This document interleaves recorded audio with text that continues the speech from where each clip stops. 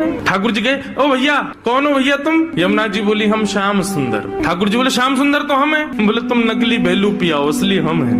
बोले ऐसे कैसे, तुम पे वंशी बजानी आवे? देखो मैं वंशी बजा के दिखाऊं। ठाकुर जी ने वंशी बजाई, उससे बढ़िया यमुना जी ने बजा दी। बोले मेरे पास काली कमली, तुम्हारे पास है? यमुना जी ने अपनी काली कमली दिखा दी। सब प्रकार से ठाकुर जी अपनी वस्तु दिखावें और यमुना जी उसको प्रस्तुत करें। बोले अब कैसे सिद्ध हो कि असली श्याम सुंदर कौन है? यमुना जी बोली मैं एक टेर बजाऊंगो, यदि मेरी टेर सुन के राधा रानी बगल में आके खड़ी है गई तो समझो वही असली श्याम सुंदर। जाके बगल में किशोरी जी आके खड़ी हूँ। अब ठाकुर जी बोले हम तो मान करके बैठे, हमारे बगल में तो आएंगी नहीं, वो इन्हीं के बगल में आएंगी। जैसे ही टेर बजाई श्री जी आने लगी। ठाकुर जी दौड़ करके गए श्री जी के चरणों में, आप मैं असली श्याम सुंदर मेरे बगल में, मैं कभी मान नहीं करूंगा, आज के बाद आप मेरे बगल में बैठ जाओ, एक बार सिद्ध कर दो। श्री जी बोली कौन कौन कहाँ से आ जाते हैं नकली नकली लोग, असली श्याम सुंदर तो वो। श्री जी गई और श्री यमुना जी के बगल में जाके खड़ी हो गई। अब तो सब गोपियां उन्हीं के चंवर डुरावे, उन्हीं पे इत्र छिड़कावे, उन्हीं पे गुलाब जल अर्पित करें, सिंहासन पे उन्हीं को बैठावे, उन्हीं को भोग लगावे और दूर करे श्याम सुंदर रो में। बोले मैं हूँ असली श्याम सुंदर, जे कहां से नकली आ गया है। जैसे श्याम सुंदर